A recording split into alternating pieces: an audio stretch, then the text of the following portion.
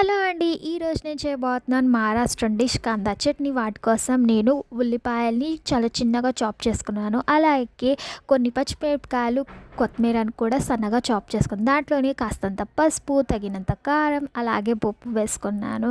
And ఇంకోవైపు పల్లీల్ని కాస్త roast చేసి పౌడర్ చేసి వేసేసుకున్నాను. వీటిని ఒక్కసారి మిక్స్ చేసుకొని అలాగే కొన్ని వెల్లుల్లి రెబ్బల్ని తీసుకొని వాటిని కచ్చా పచ్చాగా క్రష్ చేసేసుకొని వేసుకోవాలి.